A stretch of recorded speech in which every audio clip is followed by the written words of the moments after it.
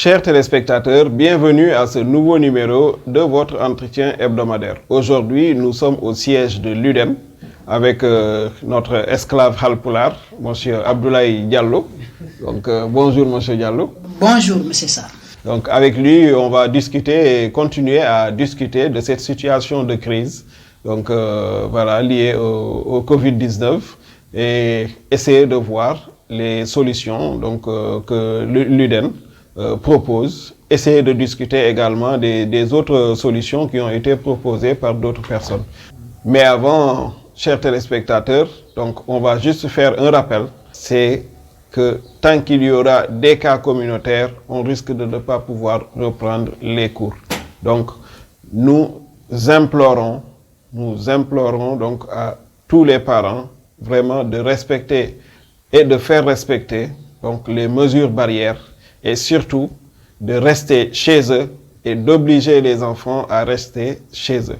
Et aujourd'hui, on va toujours être dans cette dynamique-là avec M. Diallo. Donc, mais déjà, parler un peu de son syndicat, donc l'UDEN. On a vu le SAEMS déjà avec M. Saouroussen qui a été notre premier invité. Le SAEMS, c'est un syndicat donc, où il n'y a que des enseignants du moyen secondaire. Vous, au niveau de l'UDEN, c'est la même chose? Non, nous, tel n'est pas le cas. Tout d'abord, je dois vous souhaiter la bienvenue, M. Sarr, au siège de l'UDEN. Et vous dire que l'UDEN, c'est un syndicat qui n'est pas comme tous les syndicats. Vous venez de me dire que vous étiez au SAEMS, et là, on vous a parlé d'un syndicat, d'une catégorie d'enseignants. Nous, tel n'est pas le cas. Au niveau de l'UDEN, nous avons des enseignants de tous les ordres d'enseignement, excepté de ceux du supérieur, du préscolaire au moyen secondaire en passant par l'élémentaire. Et vous avez dû participer à l'élection de représentativité à tous ces niveaux-là?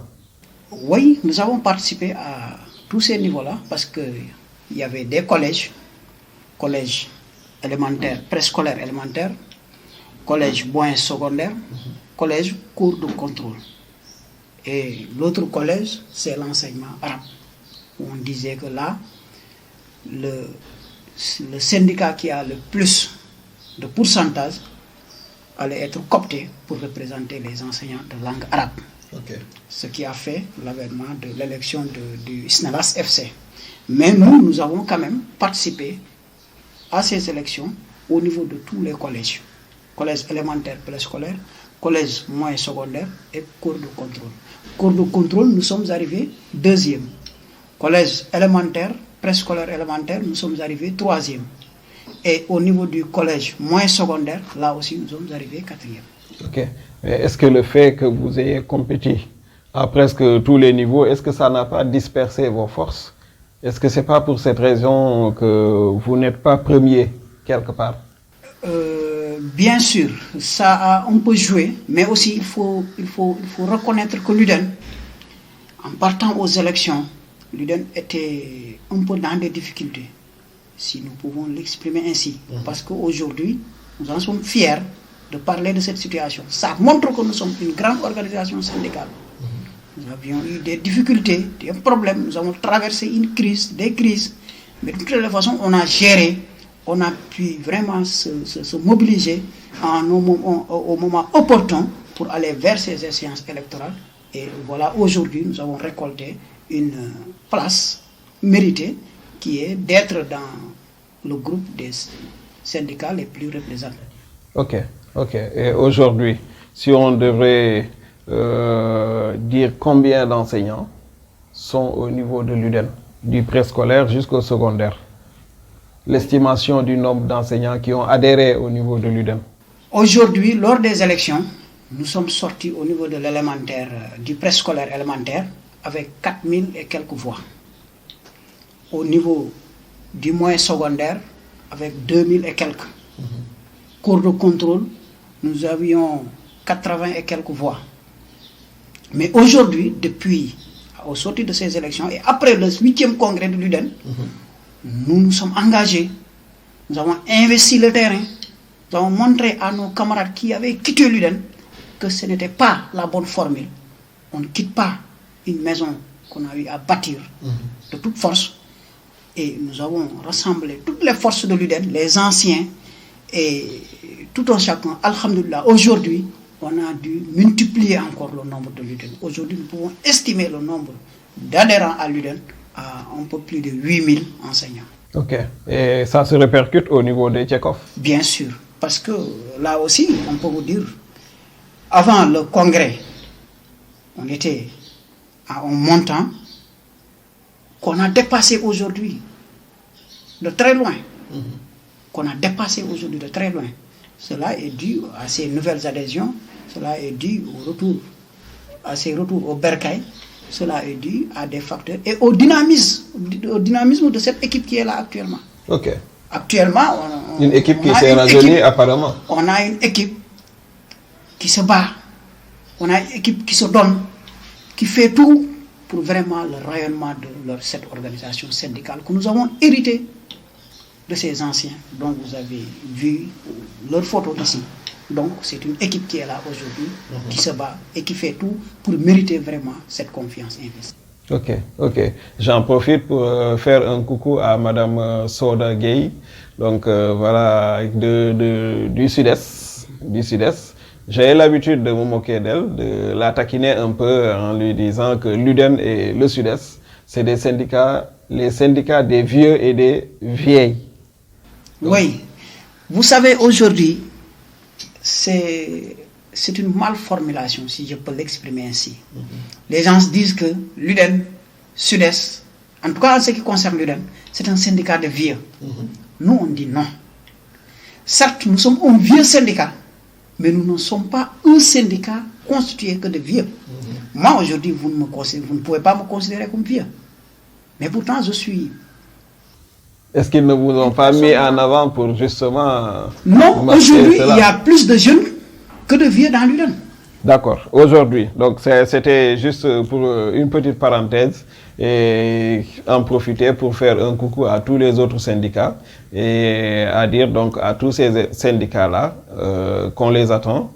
On attend leur invitation pour un entretien également pour leur permettre de s'adresser à leurs militants et leur permettre de s'adresser surtout à tous les acteurs du système éducatif.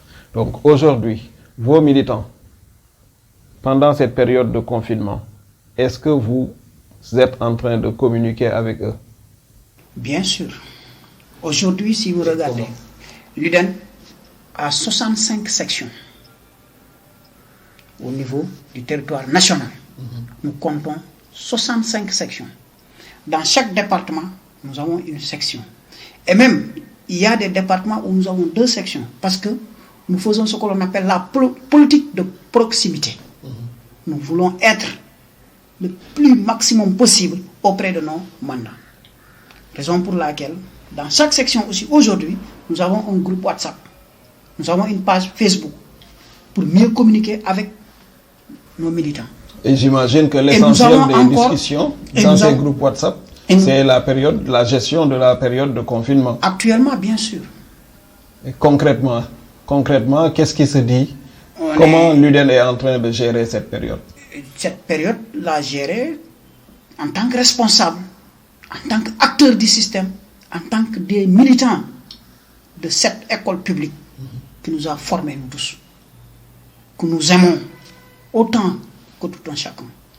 Nous sensibilisons, dire à nos camarades de s'investir au niveau des comités de veille, au niveau des départements, parce que dans chaque département, il y a un comité de suivi. Nous avons dit à nos mandants, à nos militants, à nos responsables locaux d'investir ces comités-là, de participer à cette sensibilisation.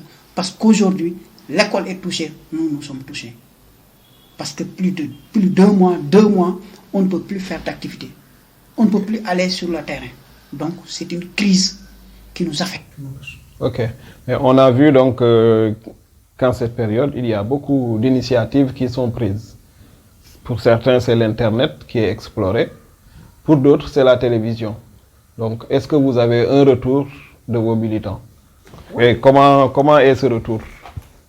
Nous en avons, par rapport aux initiatives prises, si vous parlez des initiatives prises par le ministère de l'Éducation nationale.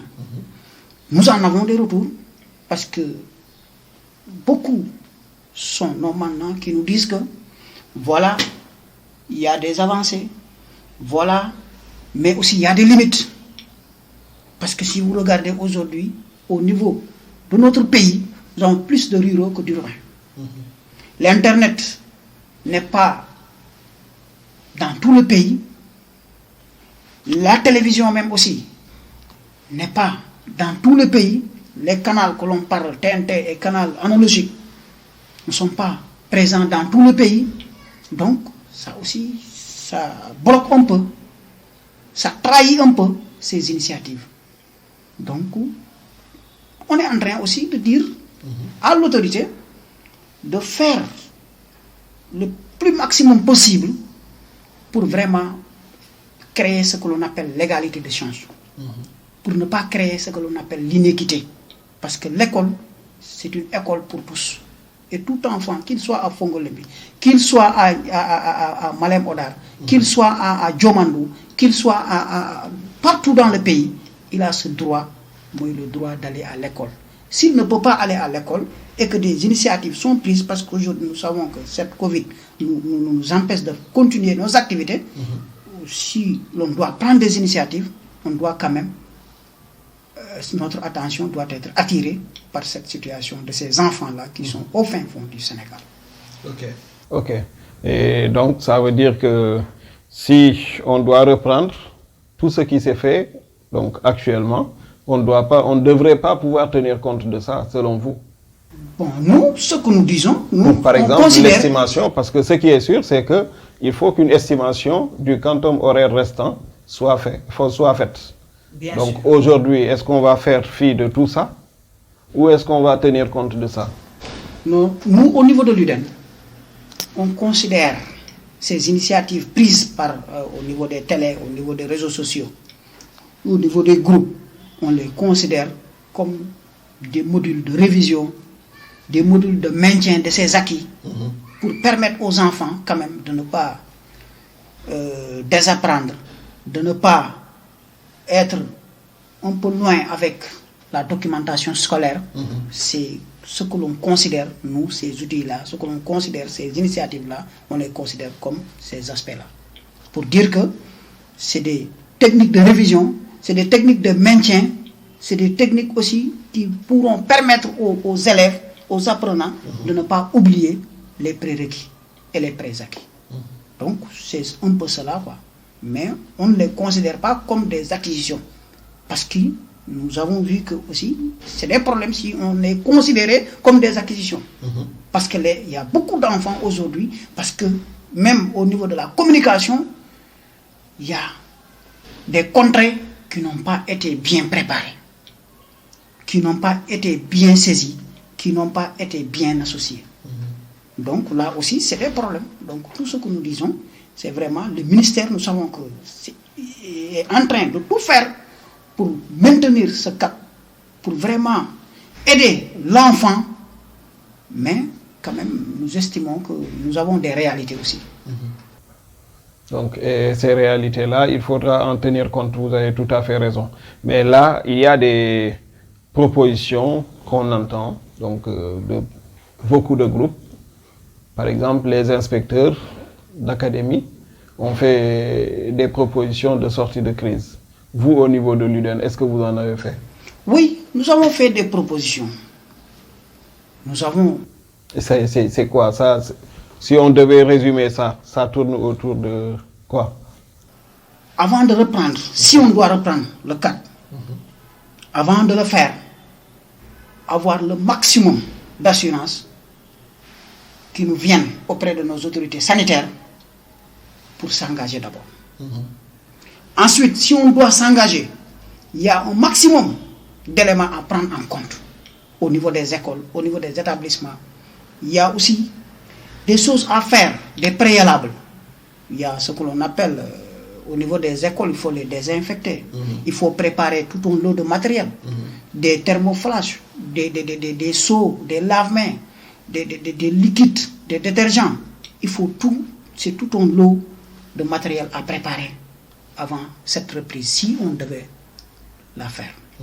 Autre chose, si on doit reprendre aussi, nous estimons qu'aujourd'hui, tout le monde ne peut pas aller à la fois, ne peut pas reprendre en même temps. Nous avons dit que pour l'instant, d'une période de 2, 3 à 4 semaines, nous pouvons permettre aux classes d'examen d'aller reprendre.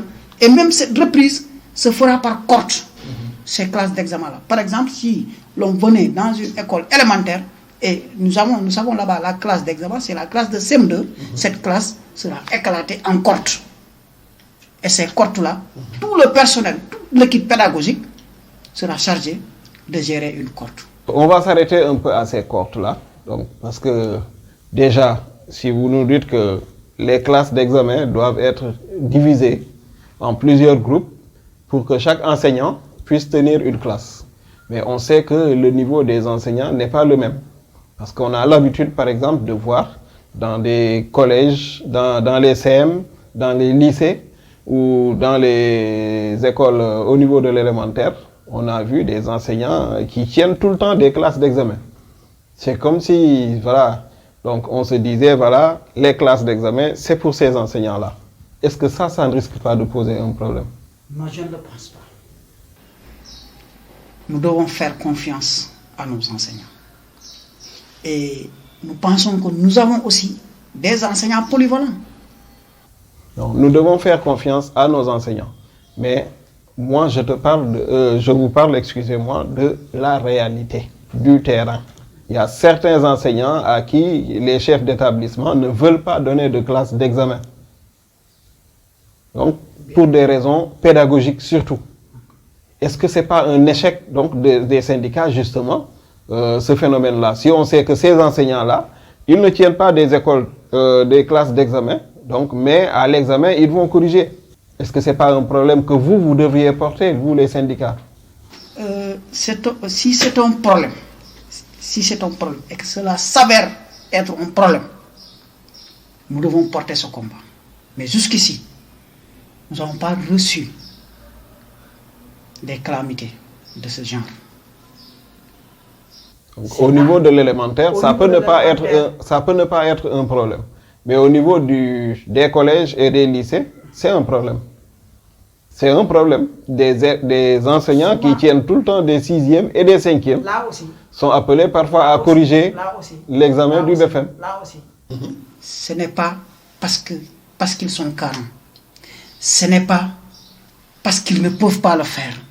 Mais c'est juste raison pour laquelle, si vous voyez à chaque fois, on tape sur la table pour dire que nous demandons à l'État de créer ce que l'on appelle ce corps d'administrateurs scolaires. Cela se justifie par ces actes-là. Parce que nos chefs d'établissement, le plus souvent, ils gèrent les établissements par mouvement d'humeur. Ils gèrent selon leurs humeurs. Je suis en bon terme avec M. Baldé, je lui donne. Non, mais M. Diallo, donc d'accord, ce que vous dites, ça peut être avéré, mais on a vu également, donc déjà notre expérience nous a montré, et on a vu en plus avec toutes les enquêtes qu'on a eu à effectuer au niveau des établissements scolaires, on a vu que parfois ça vient même des enseignants. C'est des enseignants qui confectionnent généralement les emplois du temps, qui font les propositions au principal, au proviseur. Donc, l'affectation des classes également, au niveau de l'élémentaire, la plupart du temps, c'est des propositions qui émanent des enseignants, parce qu'ils se connaissent aussi, ils savent qui est plus compétent que l'autre. Mais le problème, là où je voudrais en venir surtout, c'est le fonctionnement des cellules. Est-ce que les syndicats ne devraient pas se battre pour que toutes les cellules puissent être fonctionnelles, donc une bonne fois pour toutes? Bien sûr. Là, on en a parlé même la semaine dernière, ici au siège de l'UDEN. Ces cellules-là. Parce que aussi, comme on vous le dit, l'UDEN, c'est le multi-import. C'est un professeur d'espagnol, M. Faye, qui est chargé de la formation, qui évoquait cette question. Nous avons aussi la principale, Anne Maris. Elle est chargée des relations extérieures ici. Madame Sall Aïssata. Elle en a parlé aussi. Dire qu'au niveau des écoles, surtout le moyen secondaire, nous devons tout faire pour actionner davantage ces cellules d'animation pédagogique. Nous avons dit, faites-nous des propositions, donnez-nous des pistes, parce que nous aussi, nous sommes là. Donc, mais en parlant de pistes, déjà, les nouveaux paradigmes qu'on a vus avec cette situation qui est en train d'être gérée, cette crise du Covid, qui a poussé les enseignants donc, à aller faire des cours à travers l'Internet, à travers la télévision. Est-ce que ça, c'est un paradigme dont on ne devrait pas tenir compte pour justement réactiver le fonctionnement de ces cellules? Oui, c'est possible. Parce qu'aujourd'hui, nous, pour l'école publique sénégalaise, pour le système éducatif, tout ce que l'on peut faire pour vraiment revaloriser notre système, nous ne sommes pas temps, nous sommes preneurs. Et nous sommes prêts à accompagner ces mécanismes. Mais retenez qu'aujourd'hui aussi, nous sommes au niveau des phases de test, si je peux l'appeler ainsi, parce qu'il y a de cela 2 ans, on n'imaginait pas cette crise-là. On ne pouvait pas imaginer cela, que notre école serait secouée au point de dire que voilà, faisons recours à la télé, faisons recours à l'Internet. Et c'est des pistes qu'on devait explorer depuis. Mais nous sommes toujours, nous, Sénégalais. Et c'est là où je dis que j'interpelle encore. Est-ce que ce n'est pas un échec des syndicats? Est-ce que les luttes ne doivent pas être réorientées? Moi, je suis professeur de lettres et j'ai fait mon mémoire à l'école normale sur l'utilisation de l'image comme outil pédagogique. C'était en 2006, je crois, 2006 ou 2007. 2006 ou 2007, j'avais commencé à explorer ça, mais j'avais toutes les difficultés du monde déjà dans mon établissement et ailleurs, parce que tout le monde rejetait ça. Donc aujourd'hui, est-ce que les enseignants, à travers les syndicats, est-ce qu'on ne devrait pas s'ouvrir davantage pour justement faire face à ces crises-là qui viennent d'un coup? Je pense que le contexte nous l'impose. Mais cela ne va pas dire aussi que nous allons directement plonger au niveau de ces outils-là et abandonner ce que nous faisions. Parce que aussi notre pays ne peut pas encore soutenir ce mécanisme. Justement, est-ce que ce n'est pas parce qu'on n'a pas investi très tôt ces mécanismes qu'on est en retard sur le plan? Parce que vous savez aussi, la politique éducative émane de l'autorité. C'est l'autorité qui définit sa politique éducative. Mais tout à l'heure, vous avez dit que vous avez eu à faire des propositions. Ça veut dire que vous aussi, les syndicats, la société civile, donc voilà, les parents d'élèves, donc vous êtes déjà une force de proposition. Oui. Nous sommes une force de proposition. Mais on ne peut pas dire que tout ce que l'on propose à l'autorité, c'est ce qu'il va faire. Nous avons reçu une commande de l'autorité. Nous sommes tenus, en tant que partenaires, nous sommes tenus d'exécuter cette commande, de renseigner et de faire notre proposition. Dire à l'autorité, suite à votre commande, voilà ce que nous avons retenu nous. Ok. On va revenir à la situation de crise actuelle avec les propositions par les IA.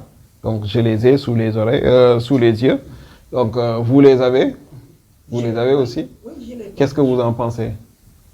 Bon, parce qu'au niveau de ces propositions, peut-être que déjà, est-ce qu'il y a des différences par rapport à vos propositions à vous? Non, pas tellement, parce qu'avec le premier scénario, nos propositions se recoupent un peu. Okay. Avec le premier scénario. Parce que nous avons dit que tout ce que l'on peut faire pour éviter cette prolongation de l'année scolaire 2019-2020, pour qu'elle n'entache pas cette année à venir 2020-2021, il faut le faire.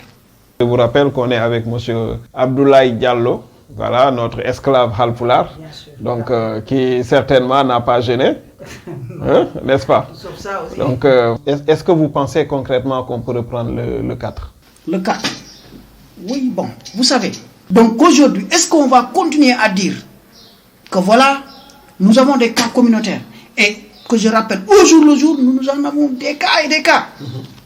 Aujourd'hui, nous avons 87. Est-ce que nous devons continuer à dire que voilà, il faut que l'on cesse toute activité parce qu'il y a les cas communautaires? Et dans 2 mois, 3 mois, notre économie, qu'en sera-t-il? Nos salaires, qu'en sera-t-il? Notre système, les activités, les autres, et le pays, dans tout ça. Je pense que, c'est mon opinion, je pense qu'aujourd'hui, nous devons trouver des mécanismes pour vraiment reprendre, même si c'est d'une manière très lente, très prudente, certaines activités. On revient donc à ces propositions donc, des IA. Déjà, le scénario 1, comme j'ai dit tout à l'heure, il sera difficile de reprendre le cap. Mais pour le scénario 2, par exemple, qu'est-ce que vous en pensez? Donc, c'est quoi d'abord le scénario 2? Donc, je vais le lire pour les téléspectateurs. Si la reprise des cours est effective au-delà du 4 mai 2020, par exemple le 4 juin, et la pandémie maîtrisée à cette date, au cas où cette reprise est effective le 4 juin 2020, si on comptabilise les samedis, on aura théoriquement 25 autres jours ouvrables à rattraper, en plus des jours ouvrables perdus, d'une part entre le 16 mars et le 21 mars 2020, soit 6 jours, d'autre part entre le 6 avril et le 4 mai 2020, soit 22 jours. Donc, en gros, il propose de faire cours les samedis. Vous pensez que c'est faisable? Mais les samedis, on Ça faisait pose cours. pas de problème. Déjà, on faisait cours les samedis. Vous êtes enseignant. Oui, mais le problème, c'est surtout dans les grandes villes.